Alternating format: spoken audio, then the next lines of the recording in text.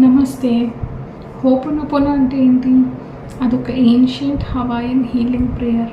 4 sentences ఉంటాయి. Doctor హ్యూలెన్ zero limits బుక్లో చాలా డీటెయిల్డ్గా ఎక్స్ప్లెయిన్ చేశారు. హోపోనోపోనో కాన్సెప్ట్ని ఇంప్లిమెంట్ చేసే ముందు ఫస్ట్ మనం యాక్సెప్ట్ చేయాల్సింది ఏంటంటే మన లైఫ్లో జరిగే ఇన్సిడెన్సెస్, గుడ్ బ్యాడ్ అగ్లీ అన్నీ కూడా మన ఎమోషన్స్ నుంచి క్రియేట్ అయ్యేవి. మనీ మేనిఫెస్ట్ చేయాలన్నా, జాబ్ మేనిఫెస్ట్ చేయాలన్నా, స్పెషల్ పర్సన్ మేనిఫెస్ట్ చేసుకోవాలన్నా కూడా చాలా నెగటివ్ ఎమోషన్స్ అండ్ బ్లాకేజెస్ ఉంటాయి. దానివల్ల అవి మేనిఫెస్ట్ అవ్వవు. సో ఆ ఎమోషన్స్ని హీల్ చేయడానికి హోపోనోపోనో ప్రేయర్ యూస్ చేస్తారు. ఫర్ ఎగ్జాంపుల్ ఇప్పుడు మనీ ఉందనుకుందాం. మనకి చిన్నప్పటి నుంచి చాలా ప్రీడిఫైన్డ్ కండిషన్డ్ కొన్ని బిలీఫ్స్ ఉంటాయి.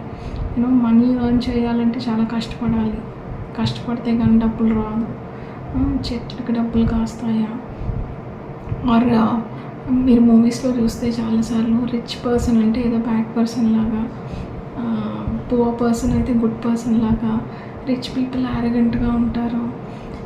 సర్టన్ నెగటివ్ ఎమోషన్స్ ఉంటాయి మనీతోని, మనకి డిఫాల్ట్గా ఉంటాయి అవి. But matter of fact money అనేది అది ఎనర్జీ, చాలా పాజిటివ్ థింగ్. మనకి ఫ్రీడమ్ ఇస్తుంది, మనకి హెల్ప్ చేస్తుంది, అండ్ మనం ఎవరికైనా హెల్ప్ చేయాలన్నా కూడా చాలా కీ రోల్ ప్లే చేస్తుంది మనీ. సో చాలా పాజిటివ్గా చూడాలి మనీని. కానీ మనం we end up having negative emotions towards money. So ఈ predefined or any conditioned negative emotions ఏవైతే ఉంటాయో వాటిని హీల్ చేయడానికి హోపోనోపోనో యూస్ చేస్తారు. అది సింపుల్ 4 సెంటెన్సెస్. మనకి ఏదైతే ఎమోషన్ క్రియేట్ అవుతుందో, ఎందుకు క్రియేట్ అవుతుంది, ఎవరు క్రియేట్ చేస్తారో అవన్నీ మనకు తెలియదు. మనకి రీజన్ అవసరం లేదు. మనకి ఏ ఎమోషన్ అయితే క్రియేట్ అవుతుందో దాన్ని మనం ఐడెంటిఫై చేసి ఆ ఎమోషన్కి I'm sorry, please forgive me, thank you, I love you, ఈ 4 సెంటెన్సెస్ రిపీటెడ్గా చెప్పుకుంటూ ఉండాలి.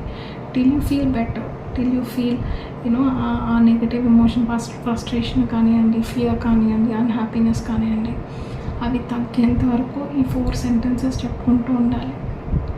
Trust me, it works. నాకు వర్క్ అయింది, మీకు కూడా వర్క్ అవుతుంది. Happy healing.